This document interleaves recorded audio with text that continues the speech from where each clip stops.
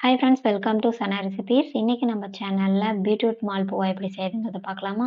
வீடியோக்குள்ள போறதுக்கு முன்னாடி சனா ரெசிபீஸை நீங்க ஃபர்ஸ்ட் டைம் பார்க்குறீங்கன்னா சனா ரெசிபீஸை சப்ஸ்கிரைப் பண்ணிக்கோங்க. பீட்ரூட் மால்புவா செய்யறதுக்கு ஒரு பீட்ரூட்டை தோல் சீவி எடுத்து வச்சிருக்கேன். பீட்ரூட் மால்புவா செய்யறதுக்கு பீட்ரூட்டை நீள்வாக்கா கட் பண்ணி எடுத்து வச்சிருக்கேன்.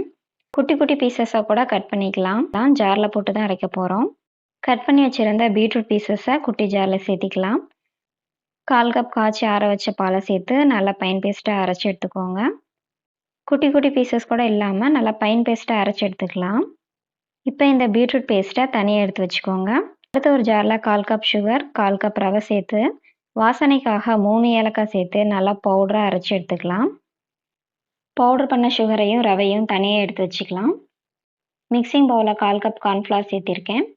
நம்ம பவுடர் பண்ணி வச்சுருந்த சுகரையும் ரவையையும் 1/2 கப் அளவு சேர்த்திருக்கேன்.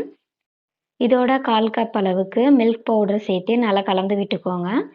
சின்ன கட்டி கூட விழாத மாதிரி நல்லா கலந்து விட்டுக்கலாம். 1/2 கப் பீட்ரூட் பேஸ்ட் சேர்த்து நல்லா கலந்து விட்டுக்கோங்க. 1/2 கப் காய்ச்சி ஆற வச்சிருந்த பாலை சேர்த்து நல்லா கலந்து விட்டுக்கலாம். கலந்து விட்ட பிறகு ஒரு பிஞ்ச் அளவுக்கு பேக்கிங் சோடா சேர்த்து நல்லா கலந்து விட்டுக்கோங்க. ஒரு 30 நிமிஷம் அப்படியே இருக்கட்டும். பிளேட் வச்சு மூடி விட்டுக்கலாம். அதுக்குள்ளே நம்ம மால்புவாவுக்கு தேவையான சுகர் சிரப் ரெடி பண்ணிக்கலாம். அதுக்கு ஒரு பாத்திரத்தில் 1 கப் சுகர் சேர்த்திக்கலாம். 1 கப் அளவுக்கு தண்ணி சேர்த்து நல்லா கலந்து விட்டுக்கோங்க. ஸ்டவ்வை மீடியம் ஃப்ளேம் வச்சுட்டு நல்லா கலந்து விட்டுக்கலாம். இந்த மாதிரி கலந்து விட்டுட்டே இருக்கும்போது சுகர் நல்லா மெல்ட் ஆகிரும். பாருங்கள், சுகர் நல்லா மெல்ட் ஆகிருச்சு. நம்ம ரெடி பண்ணக்கூடிய சுகர் சிரப்புக்கு பாகுபதம் தேவையில்லைங்க. சுகர் சிரப்பை தனியாக எடுத்து வச்சுக்கோங்க. 30 மினிட்ஸ் ஆயிடுச்சு. பிளேட்டை ஓப்பன் பண்ணி பார்க்கலாம். கரண்டியால் இந்த மாதிரி நல்லா கலந்து விட்டுக்கோங்க. ரவை நல்லா ஊறி இருக்கு. தோசை மாவு கன்சிஸ்டன்சியில் இருக்குது. இது கரெக்டான கன்சிஸ்டன்சி. பீட்ரூட் மால்புவா பொரிக்கிறதுக்காக ஆயில் மீடியம் ஹீட்டில் இருக்கிற மாதிரி வச்சுக்கோங்க. ஆயில் நல்லா மீடியம் ஹீட்டில் இருக்குது. இப்போ ஒரு கரண்டி மாவை ஆயிலில் ஊற்றிக்கலாம்.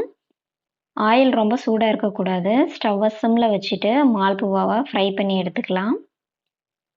மால்புவா 2 சைடும் நல்லா ஈவனாக வேகிற மாதிரி ஃப்ரை பண்ணி எடுத்துக்கலாங்க.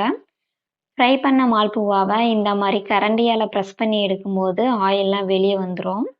இது மாதிரி மீதி இருக்க எல்லாத்தையும் ஆயிலில் ஃப்ரை பண்ணி எடுத்து சுகர் சிரப்பில் சேர்த்திக்கலாம். மால்புவா சூடாக இருக்கும்போதே சுகர் சிரப்பில் சேர்த்திக்கோங்க. ஒரு அரை மணி நேரம் மால்புவா சுகர் சிரப்பில் நல்லா ஊறட்டும். 1/2 அன் ஹவர் ஆயிடுச்சு. சுகர் சிரப்பில் பீட்ரூட் மால்புவா நல்லா ஊறி இருக்கு.